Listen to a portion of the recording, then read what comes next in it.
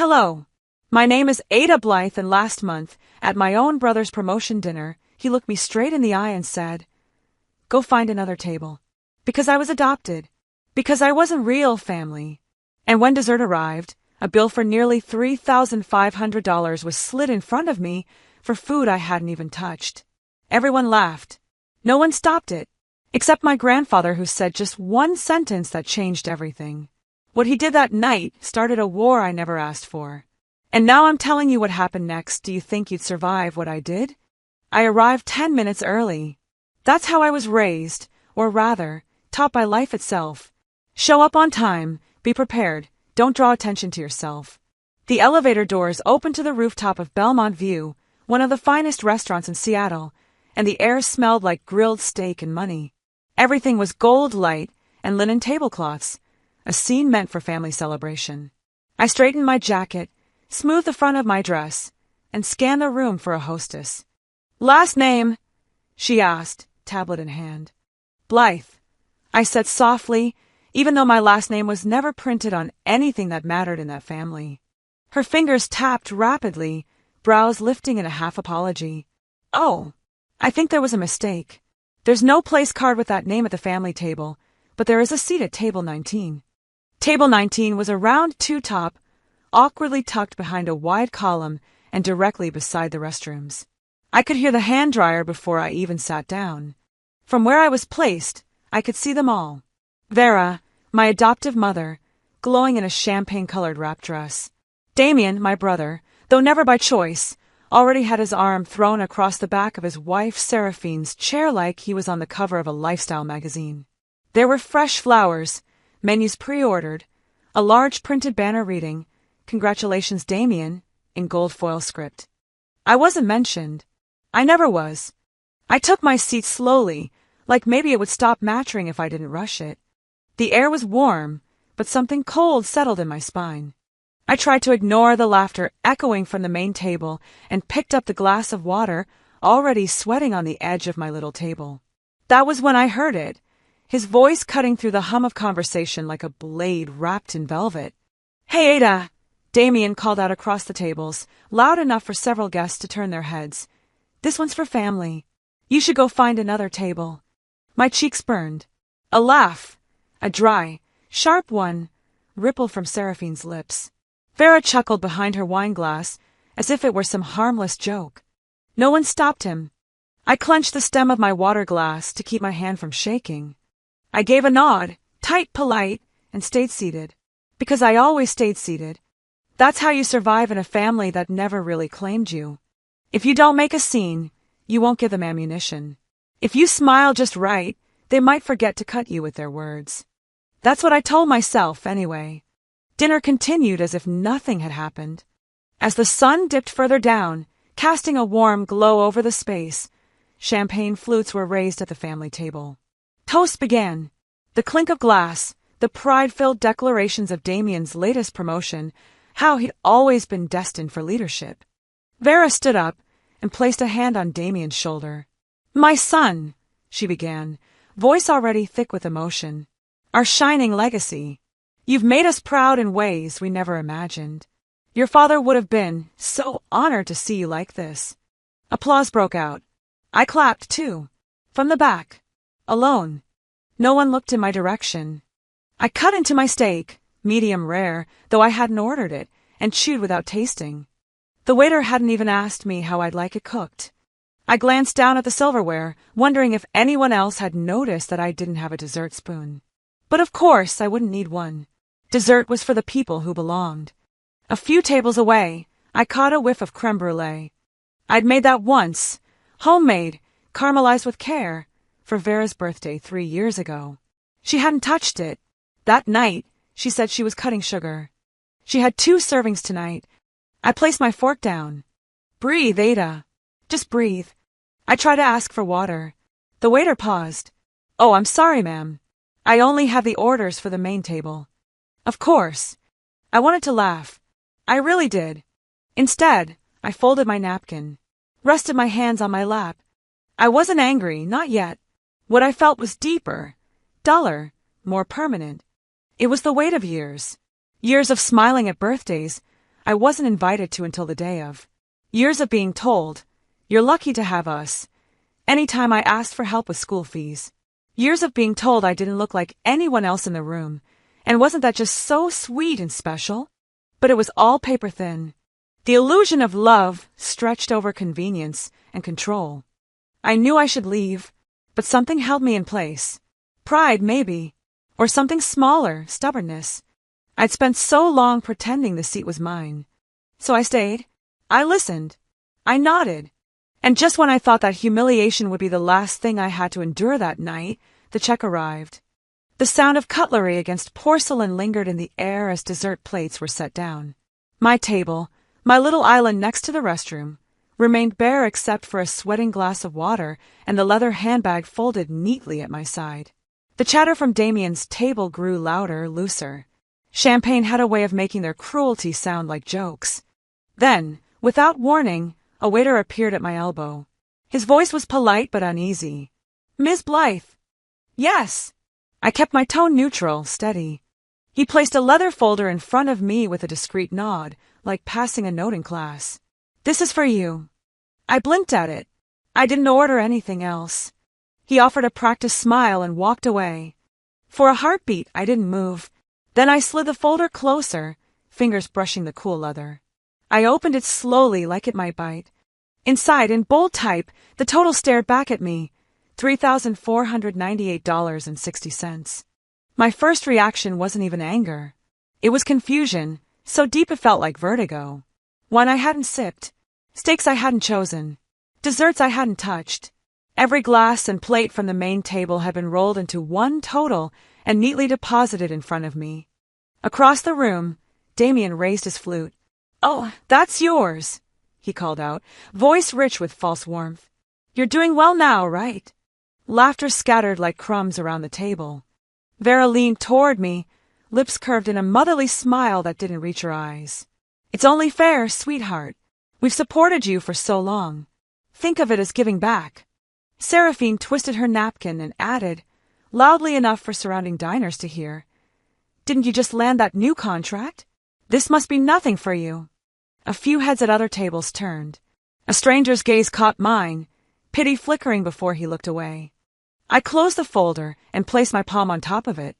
My hand stayed there, steady, while my pulse jumped like a trapped bird. For a moment, I considered arguing. But I knew that play, I'd seen it before. Argue, and you're ungrateful. Protest, and you're making a scene. So instead, I spoke quietly. "This isn't mine. You know it isn't." Damien's smirk widened. "Come on, Ada. Don't be dramatic. We're family. We help each other out." I remembered asking for a loan at 22 when my car broke down. I remembered Vera's voice on the phone. "We have our own children to think about." The room tilted slightly, not from wine but from the weight of memory. I flipped the folder open again. The numbers blurred for a moment. $3,498.60. More than my monthly rent. More than my health insurance deductible. And still, no one at the main table spoke up for me. A flicker of movement drew my eyes to the far end of the table where my grandfather Albin sat. His hands rested on the tablecloth, still as stone. He hadn't touched his dessert. I swallowed back the tightness in my throat and reached for my bag. Then another blow landed. Across the table, a gift box sat in front of Albin.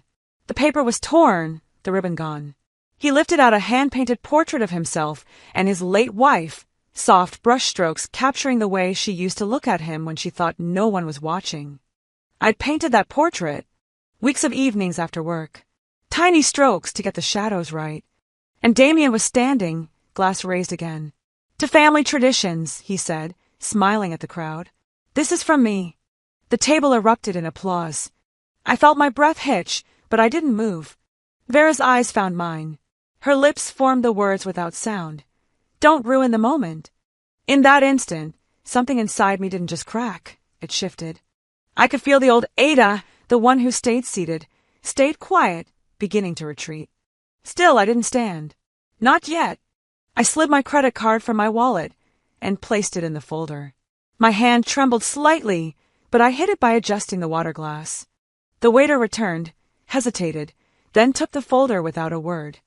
I sat back and watched the family toast with the portrait held high as though Damien had lifted it from his own soul. Inside my head, my voice was clear. I am not family. I am the bill payer, the giver they never name. The waiter returned the folder with a receipt. I signed it, slow and deliberate. My name looked strange on the paper, almost like someone else's. I pushed the folder aside and lifted my water. It was lukewarm now, the ice melted. I took a sip to steady myself. Around me, laughter swelled again. Dessert forks clinked against plates.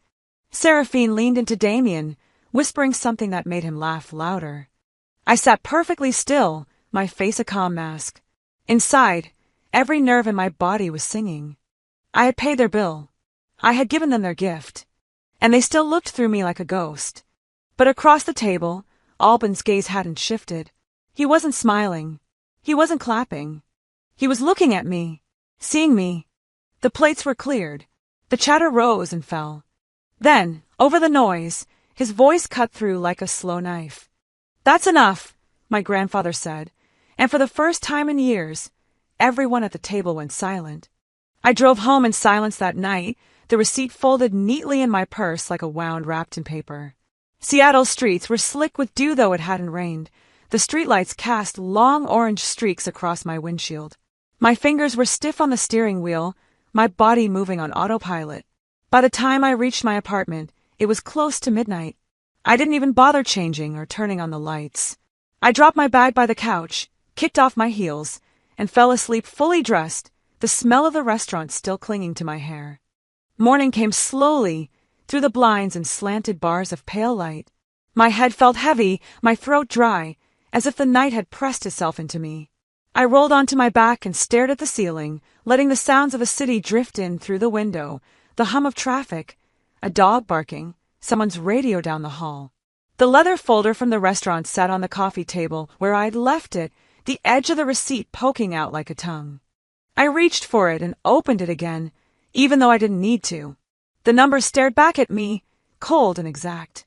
I traced them with my finger. $3,498.60. I whispered the amount, not because I didn't believe it, but because saying it made it real. They planned it, I murmured into the empty room. They all knew, and I just paid. I sat up, pulling the blanket off my legs. My dress was wrinkled, makeup smudged under my eyes. I went to the kitchen, filled a glass of water, and stood there drinking it, staring at the notes tacked to my fridge, reminders for work deadlines, grocery lists, sketches of designs. My life, ordered and deliberate. Nothing like the chaos of last night. I tried to busy myself, picking up the mail piled on the counter, but my hands drifted to the drawer where I kept old notebooks. Without thinking, I pulled one out, college-ruled, worn soft at the edges. It fell open to a page scrawled in my handwriting. Financial aid denied again. Mom said no help. Already had a scholarship. I froze. The words tilted on the page like a secret trying to escape. Scholarship. I had believed it. They had told me for years that I'd been given a special award, that it was why they couldn't help me with tuition. I'd worked 2 jobs, eaten instant noodles, skipped textbooks to afford classes because I was so lucky to have that scholarship. But I couldn't remember ever seeing an email, a letter, a check. No ceremony. No congratulations. Just their word. I set the notebook on the counter and went to my laptop. Fingers flying, I opened my email archives, searched every keyword I could think of. Award, financial aid, scholarship. Nothing. No record. Silence. My chest tightened, a slow ache. The betrayal wasn't just about money, it was about the story I'd built my resilience around. I'd believed I was standing on my own because of merit. Instead, I'd been standing on lies. I closed my eyes and saw Damien's smirk from last night, Vera's gentle but deadly smile. It's only fair, sweetheart. You've been given so much. Given so much. I pushed back from the table, nearly tipping my chair. Anger rose in me like a slow tide, warm and steady. Needing air, I picked up my phone. Habit pulled me to Instagram. Damien's account had a new post. Family is everything. Last night was magic. A carousel of photos filled my screen. Smiling faces, champagne, the portrait I'd painted held high like a trophy. I swiped. There it was, the group shot from last night. Everyone standing around the table, arms draped over shoulders, glasses raised. I remembered that moment. I had been standing in the middle, between Vera and Albin. But in this photo, there was only a blur where I should have been. The crop was precise, just enough to cut me out without drawing attention. I scrolled further. Another picture, another crop. No trace of me. They hadn't just ignored me. They had erased me. My fingers trembled on the screen. My reflection stared back at me from the black border, pale, tired, and something else now, something sharper. The fake scholarship, the stolen portrait, the $3,500 bill. And now, this, absence turned into a public artifact. They don't just not see me, I whispered. They've deleted me. I set the phone down carefully, like it might shatter. Then I stood. The movement felt different, heavier, like standing after being underwater. They want erasure, I said quietly. I'll give them remembrance. I walked to my bedroom and opened the closet where my old art supplies were stacked. Sketchbooks, canvases, tubes of paint, things I hadn't touched in months because work and exhaustion had eaten my time. I pulled out the largest sketchbook and laid it open on the table. The first blank page glared up at me. I picked up a charcoal pencil and wrote at the top in bold, dark letters. What they took. What I reclaim. My hand didn't shake anymore. Behind me, my phone buzzed on the counter. I almost ignored it, but something in the sound made me reach for it. An email notification glowed on the screen. Mr. Creed would like to meet with you. Alone. I stared at the message, the hum of the city outside fading into a low thrum in my ears. I closed the sketchbook and held the phone, feeling the weight of both in my hands, the past and the possibility of something different. 2 days passed after that email arrived, but I didn't answer right away. I stared at it on my phone, reading the single line over and over until the words blurred into shapes. Mr. Creed would like to meet with you. Alone. I hadn't been alone with my grandfather in years. He was always a quiet force at the edges of our gatherings, watching, listening, but never interfering. And yet now, after the dinner, after that impossible bill and the portrait, he'd reached out. On the second afternoon, I found myself standing at the bottom of the hill on 17th Avenue, looking up at his house. Capitol Hill was cool that day, sky the pale gray of wet slate. A breeze carried the scent of wet earth and coffee from the corner shop. I had walked part of the way from the bus to calm my nerves, feeling the receipt still folded inside my coat pocket, its edges softened by my fingers. His house sat like a stone ship among the maples, built decades ago when this neighborhood still belonged to families who argued about principles more than stock portfolios. The porch steps creaked under my weight as I climbed them. Through the front windows, I could see books lining the walls and framed newspaper clippings, civil rights cases, op-eds about justice and dignity. It was warm, but not in a sentimental way. It was warm like a courtroom, measured, serious. The door opened before I knocked. Ada, my grandfather said, his voice low but firm. He was not frail, not the caricature of age the family liked to conjure. His shoulders were straight, his hands steady. Come in. I followed him through the hall, past the kitchen where a kettle steamed quietly on the stove, into his study. The room smelled faintly of cedar and old paper. Sunlight fell through the window onto a heavy oak desk.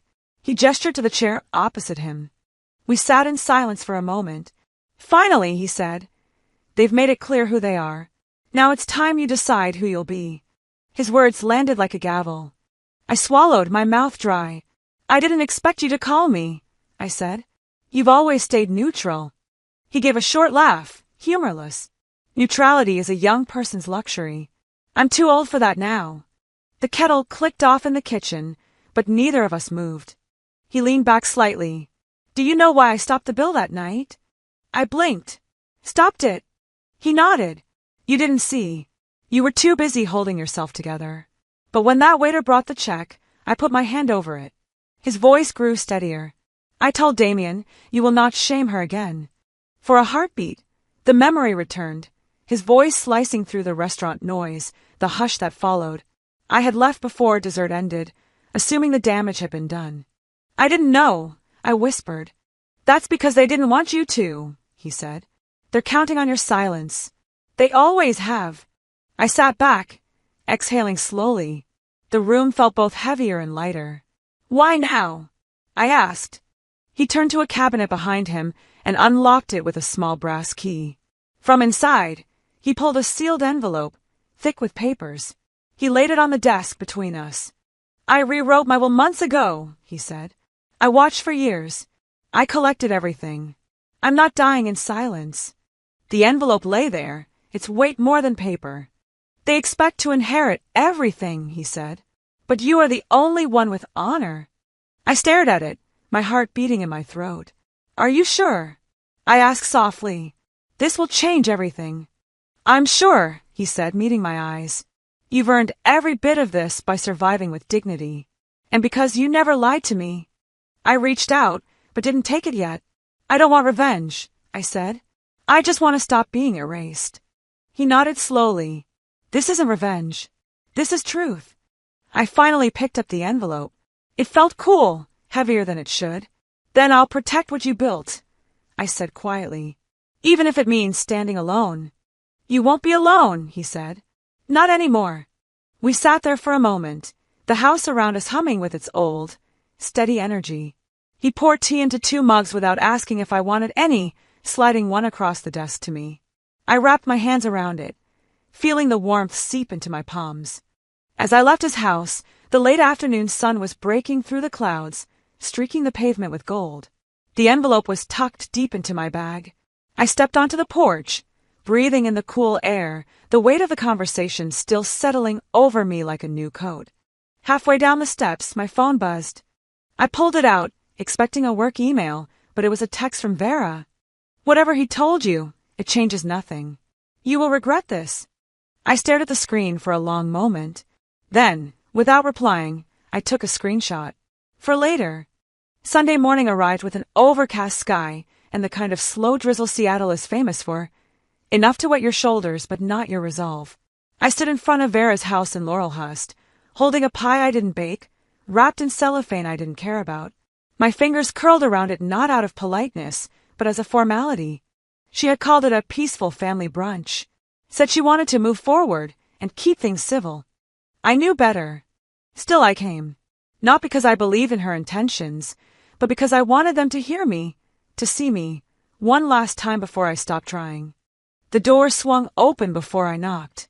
Vera stood there in an apron, smiling as if she hadn't sent me a text 2 days ago threatening I'd regret my visit to Albin's house. "Ada," she greeted, voice warm but thin. "I'm so glad you came." I handed her the pie. "Store-bought," I said flatly, but still warm. She let out a light laugh, as if we were sharing some inside joke. "Come in. Everyone's in the sunroom." The scent of bacon and orange zest hung in the air. The house was just as I remembered, catalog perfect. Polished floors, framed graduation photos, throw pillows arranged by color gradient. Damien sat at the far end of the sunroom, sipping coffee from a mug that read, "World's Best Son." Seraphine perched beside him, wearing a cream-colored turtleneck and a smile that didn't reach her eyes. "Ada," she said with practiced cheer. "You look so refreshed." I pulled out the chair across from her and sat down. "Sleep will do that," I said, not bothering to return the smile. Damien leaned back, crossing one leg over the other. "Glad you could make it. We were just talking about the dinner." "Wild night, huh?" "Awkward but funny," Seraphine chimed in. "I mean, who knew creme brulee could cause so much drama?" Vera poured me tea. "Let's move on, shall we? We're still family." Still family. That phrase, in their mouths, felt like a paper cut soaked in lemon. I sipped the tea. Earl Grey. Oversteeped. They talked around me for a while. Work gossip, real estate prices, Damien's new client in Vancouver. I listened, silent, watching them navigate their own storylines like I wasn't there. Finally, I set the cup down. "You've called me a guest," I said evenly. "Made me pay for your celebration. Erased me from your photos. And now you expect peace." All three went still for a second, as if the air had suddenly dropped 10 degrees. Vera's smile twitched but held. "Ada, no one erased you. That was a cropping issue. Social media dimensions." Damien scoffed. "Come on, don't make this dramatic. It's not that deep." Seraphine muttered. Everyone's so sensitive these days. I looked at each of them, taking my time. This is your final warning. If you continue to push, I'll push back. And I won't do it loudly. I'll do it legally. Effectively. And you won't see it coming. Damien snorted. What's that supposed to mean? I stood, pushing the chair in slowly. It means that if you keep treating me like a footnote, you're going to find out exactly what I've become while you weren't watching. They chuckled, literally laughed, like children who didn't believe fire could burn. We still love you, Vera said in a sing-song tone. We just need to get back to normal. Normal doesn't exist anymore, I said, already walking toward the hallway. My coat hung on the rack by the door. I reached for it, pulling it down slowly, adjusting the collar. That's when I heard it. Their voices carried through the open archway behind me. She actually thinks she's going to get anything, Vera said. Albin is just using her to punish us. Don't worry, Damien added. We'll fix it after he dies. Seraphine giggled. By the time the will goes public, she'll be back where she belongs. Silence exploded in my ears like a bomb. I didn't cry. I didn't even flinch. I pulled out my phone, opened the voice memo app, and hit record. It was instinct now. Not emotion. Not pain. Just strategy. They thought I was soft because I stayed quiet. But silence wasn't surrender. It was surveillance. I slipped my coat on, slid the phone into my pocket, and walked back toward the sunroom. Vera looked up as I reappeared. Leaving so soon? I smiled. Yes. I have plans.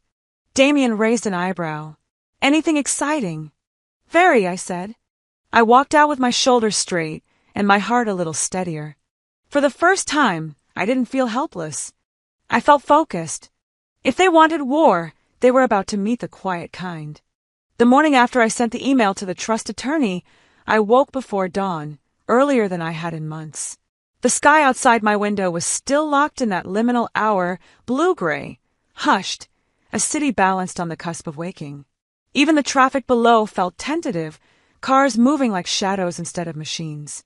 I padded into the kitchen, filled the kettle, and let the quiet stretch. When the coffee was ready, I poured it into a dented steel thermos I'd owned for years, the one that kept heat as stubbornly as it kept secrets. On the counter sat my sketchbook. I hadn't opened it in weeks, maybe longer, but I tucked it under my arm anyway. I wasn't planning to draw, not really, but leaving it behind felt wrong. As though I'd be abandoning a piece of myself, the one that remembered how to see when the rest of me was clouded. By 9 o'clock, I was standing in the sterile lobby of a downtown office tower, glass walls gleaming, silence like a permanent tenant. A receptionist guided me to a suite on the 12th floor. Mr. Petrov, the lawyer who had overseen Albin's estate, waited for me in a conference room as polished and impersonal as an aquarium. He was a man of sharp lines, thin glasses, precise posture, and a handshake that was all business. He didn't waste time on pleasantries. Instead, he slid a manila folder across the table, flipping it open with the efficiency of someone used to unearthing inconvenient truths. These, he said, voice low but firm, are the financial records tied to the trust established at the time of your adoption. The words hung in the air like the slow swing of a pendulum. I leaned forward, bracing myself, and my eyes fell to the first page. It was a transaction summary, rows of numbers neatly typed, the kind of bureaucratic order that hides chaos in plain sight. There it was, $600,000, paid in full from a private fund created by my birth parents. A note beside the figure clarified the purpose, to be used solely for the health, education, and well-being of Ada Blythe. My breath caught. The room seemed to tilt just slightly, the fluorescent lights buzzing louder than they had a moment before. Mr. Petrov adjusted his glasses, his expression unreadable. We traced the funds through the years, he continued. Less than 10% was used in any way connected to your care. The rest, he flipped another page, diverted. Tuition for Damien's private school, home renovations, and a substantial payment listed here towards Seraphine's destination wedding. My throat burned as if the coffee I'd swallowed hours ago had turned to acid. They stole from a child, I whispered, the words dragging out of me like smoke. Yes, Petrov said evenly, but they did it legally, because they had guardianship. I leaned back. The chair felt harder, the air colder. A knot of silence formed between us, one that said more than any argument could. That afternoon I changed. Not loudly, not in a blaze of fury, but in the quieter, deeper way a river changes its course. I began to understand the weaponry of silence, the kind you wield, not the kind forced upon you. That night was the annual gala hosted by Seraphine's PR firm, a glittering, insufferable display of wealth and curated charm. The event was held in a renovated tech incubator in South Lake Union, all exposed brick and curated industrial chic, strings of glowing track lights turning every champagne glass into a prism. I arrived just after 7, dressed in a navy sheath and heels that hadn't seen daylight since before the pandemic. My invitation had been extended reluctantly, no doubt, but extended all the same.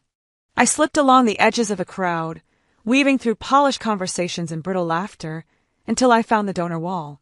It stretched floor to ceiling, glass panels etched with names, tiered according to contribution. The lighting made the letters gleam as though holiness had been carved into them. And then I saw it. Ida Blythe. The letters, just slightly off. My name, misspelled, diminished, stolen in its own way. I stared at it long enough to feel the sting sharpen into clarity. That was when Seraphine appeared, materializing at my side like she had been waiting for the cue. She gave a smile too wide, too sharp, teeth gleaming under the lights. "Oops," she said airily. "They must have had trouble reading your handwriting." I turned to her, keeping my face still. "It was typed." She laughed, that hollow, weightless kind of laugh people use when they want you to believe it's not worth a fight. "Anyway, not a big deal." I didn't respond. I didn't need to. My silence did the work. Later, I found Damien leaning against the bar, nursing a scotch with the practiced ease of someone who never paid for his own consequences. His eyes narrowed when he saw me approaching. "Can we talk?" I asked. He smirked, exhaling a sigh. "Here we go." I ignored the jab. "You stole from me," I said plainly. "From a 5-year-old. You spent the money meant for my care, my education. And now you erase me from a wall and call it a mistake." He took a slow sip, gaze sliding past me as though I were a nuisance. "You'll never survive in our world, Ada. You don't have the teeth." I let the silence hang, then answered calmly, "I don't need to survive in your world. I'm building my own." His smirk wavered, but his jaw betrayed him, clenching tight. I turned and walked away. The next morning, I sat at my kitchen table, light spilling in pale through the blinds, and drafted a second email. Not to Petrov this time, but to the legal division of the family trust itself. My words were precise, clipped. A formal request to initiate an investigation into misappropriation of protected funds. I attached everything: the transaction breakdowns Petrov had shared, the video I had recorded at Vera's brunch, their laughter at my expense, and finally, a photo of the donor wall, the miswritten name glowing like evidence carved in glass. This was no longer about proving pain. It was about documenting it. At noon, Albin replied, "Just 2 words. Good start." That night, I sat at my dining table again, laptop glowing against the darkened skyline. A new email blinked into my inbox. The Trust's legal office had responded. "We've begun internal proceedings. You did the right thing." I read it twice, then leaned back, closing my eyes. It was never really about the money. It had never been about that. What they had stolen from me was presence, identity, acknowledgement. They had tried to erase me, not once, not twice, but repeatedly, in every small act of omission and every grand act of theft. But they had underestimated the silence they forced upon me. Every word I swallowed, every moment I endured without protest, it had not broken me. It had forged me. And now, I wasn't just reclaiming funds. I was reclaiming myself. It started with a sound I couldn't place at first, my phone buzzing again and again on the nightstand before sunrise. When I finally opened my eyes, the dim light of early morning washed across my apartment. I reached for the phone, expecting some routine email, or maybe a text from Mr. Petrov. Instead, I saw hundreds of notifications, mentions, direct messages, comment alerts. At the top of my feed, a headline stared back at me like a slap. "Manipulated by a granddaughter?" I clicked before my brain caught up. The article was slickly written, dramatic but vague. It painted me as a schemer who had isolated Albin, tricked him into rewriting his will, and drained his affection with crocodile tears. It quoted sources close to the family who called me unstable, entitled, and a danger to an elderly man's health. It described me as a stranger who'd walked into their lives with a pen and a plan. Below it, the comments seethed. Gold digger. Grifter. Poor old man. Some were crueler, ugly enough that I stopped scrolling. I sat at the edge of my bed, heart hammering.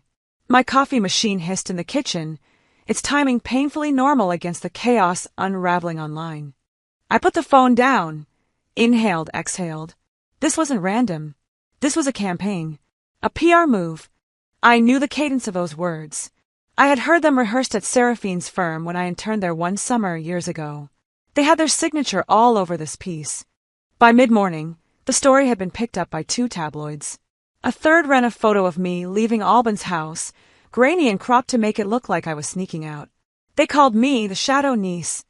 I shut my laptop and stared at the wall for a long moment. Then I picked up my phone and texted a single name, Nate.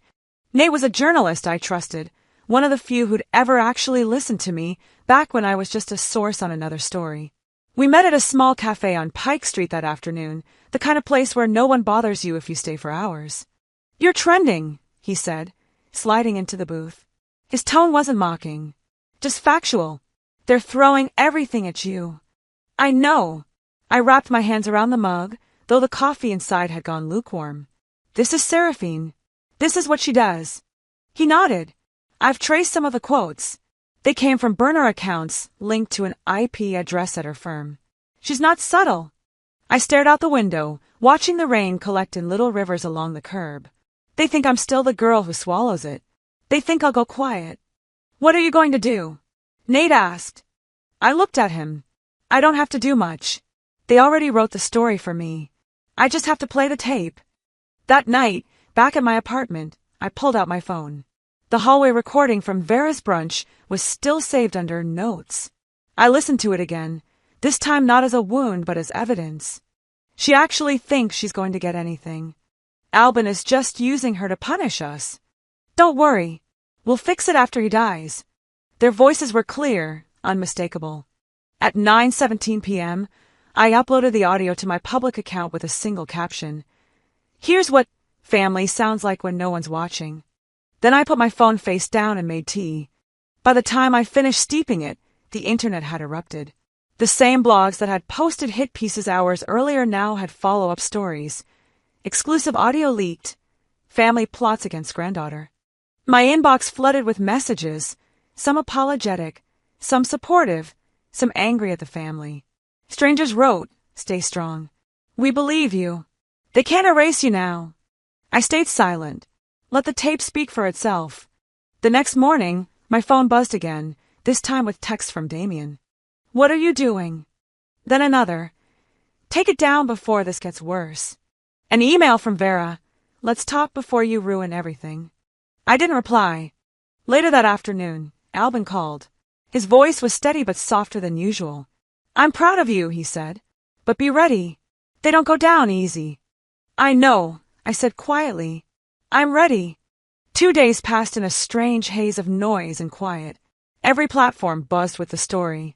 Friends from college reached out. Old colleagues sent me screenshots of Vera's Facebook posts trying to spin the narrative. Then, one Thursday morning, a knock at my door. Not a text. Not an email. A knock. I opened it to find a courier holding a thick envelope stamped legal notice. He handed it over without a word and left. I closed the door, sat on the couch, and slit the envelope open with a butter knife. Notice of defamation counterclaim. They were suing me. My fingers tightened around the paper. I could almost hear Seraphine's voice in the empty room. "We'll fix it after he dies." They weren't just trying to discredit me. They were trying to bury me. I set the papers down slowly, smoothing the edges with my palm. They thought they were sending me a warning. But what they forgot was simple. I'd already started digging first. The morning of the probate hearing, the city felt unusually quiet, like it knew something was about to shift. Fog hung low over the streets as I stepped out of the car in front of the King County Courthouse, my attorney, Leah, by my side. Her navy suit was crisp, her face unreadable. Mine probably looked the same. I'd slept for 4 hours, max, but I felt clear. Focused. The cameras were already waiting. I didn't glance toward them. Let them guess. I wasn't here to perform. We walked through the entrance without speaking, past the marble columns and the echo of shoes on tile. Inside, the courtroom buzzed with low chatter, murmurs layered over the tapping of phones and the rustling of files. When we entered, the energy changed. Damien, Vera, and Seraphine were already seated at the plaintiff's table, dressed in coordinated earth tones, as if they'd rehearsed it. Vera's pearls were a little too perfect. Seraphine's expression was a little too calm. Damien gave me a quick, practiced smirk, like this was just another boardroom negotiation. As I approached the defense table, Vera leaned in as I passed. "Still time to make this go away," she murmured, voice light but sharp. I didn't break stride. "It's already gone," I said without looking at her. Leah and I sat down. The judge entered shortly after. Albin was seated in the last row of the gallery, his presence quiet but solid. Opening statements were short. Damien's lawyer, a tall man with a trimmed beard and an expensive accent, painted the picture we'd expected. "This was not a will, Your Honor," he said. "This was manipulation. Emotional coercion by a young woman with access and opportunity." When it was our turn, Leah stood with a calm that made me proud. "Your Honor, what we will demonstrate today is not just who manipulated whom, but who protected their legacy and who tried to steal it under the guise of entitlement." She began with the financials. Exhibit A, the forensic audit. Charts, wire transfers, account histories, every dollar accounted for. Every dollar that wasn't mine but was supposed to be.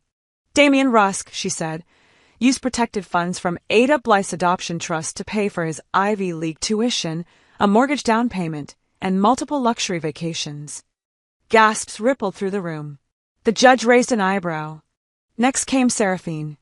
Campaign contributions falsified under ADA's name and funds rerouted into promotional ventures that exclusively benefited Seraphine Rusk's personal brand, Leah continued. Seraphine shifted in her chair. For the first time that morning, her composure cracked. Then, the one no one expected. Exhibit C, Leah announced. A private recording from the home of Vera Langford. Vera straightened in her chair. "This is ridiculous." "Play it," the judge said simply. The recording played. "She actually thinks she's going to get anything. Albin is just using her to punish us. Don't worry. We'll fix it after he dies." Their voices, clear and undeniable. Vera sat stone-faced. Seraphine looked down. Damien, for once, said nothing. But the final blow came next. I reached into my folder and pulled out the USB. Leah handed it to the bailiff, who plugged it into the courtroom's monitor. The screen flickered, then showed a teenage me in fuzzy home video quality, helping Albin into his chair, feeding him soup, reading beside him while his arm was in a sling. Then another clip. Vera, in the kitchen, speaking to our housekeeper, Mina. "Get rid of those donation receipts. He doesn't check that drawer anyway." And then, finally, Albin himself, sitting in the very study where I'd first received the envelope. "If you're watching this, then you know what they did. And you know who deserves my legacy. Ada earned it, not by blood, but by honor." Silence blanketed the room. The judge leaned forward. "I have seen enough," she ruled swiftly. The revised will stood. I was now the legal executor of Albin Creed's estate. Damien was fined for misappropriation of funds. Seraphine faced an ethics review and was blacklisted from her PR certification board. Vera collapsed into her seat, her hands trembling as she tried to gather her things. I didn't feel joy, not even vindication. Just air, finally air in my lungs. As the courtroom emptied, the press surged forward.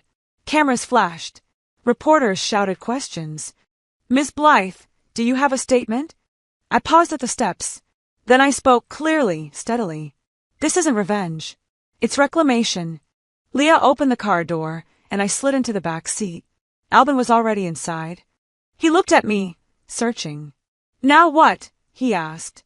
I stared out the window as we pulled away, past the courthouse, past the crowd, past the people who had once convinced me I was invisible. "Now I build," I said. It came in the middle of a Tuesday afternoon, the kind of quiet day where everything had finally begun to settle. I was sitting in my new office, a sun-drenched space on the third floor of an old brick building in Belltown. A floor-to-ceiling window overlooked Elliott Bay, and the sound of seagulls blended into the faint hum of city traffic below. The office still smelled faintly of paint and new carpet glue, but it was mine.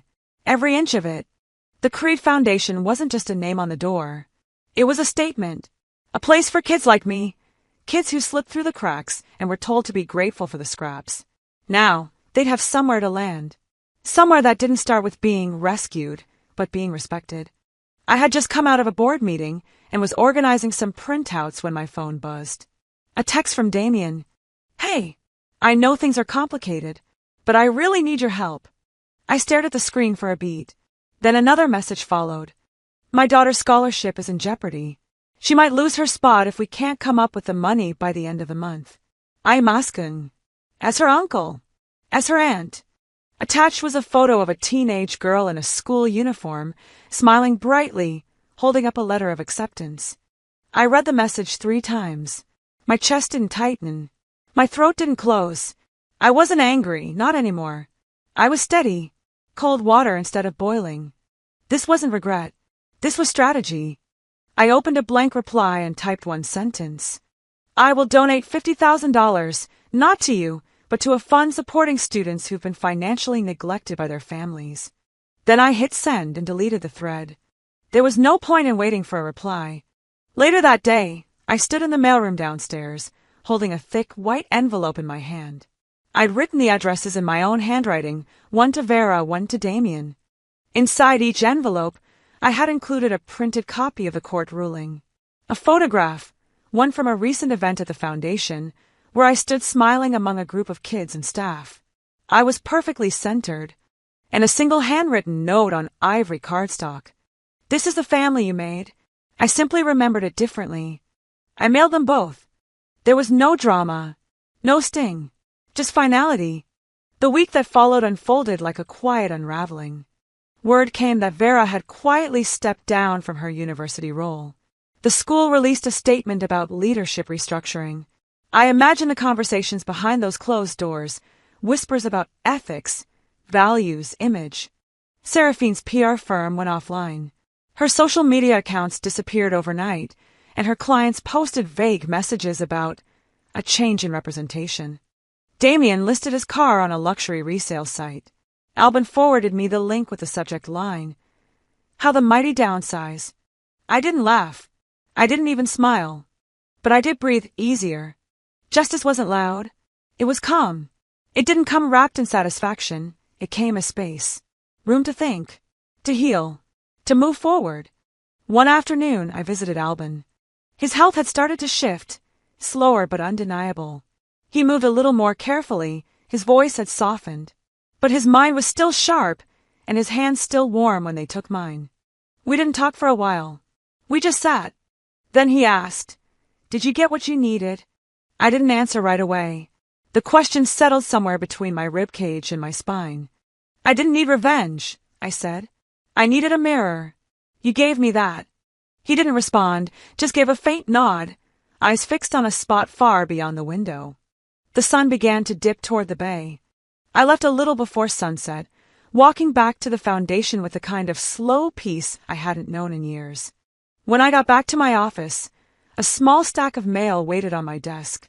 Most of it was standard, thank you letters, program updates, grant notices. But one envelope stood out, handwritten, no return address. I hesitated for a moment before opening it. Inside was a single photo.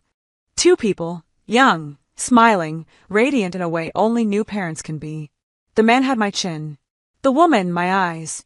Tucked behind the photo was a note, written in slanted cursive. "They wanted you to have this when you were ready. Love, eh? Albin." Of course.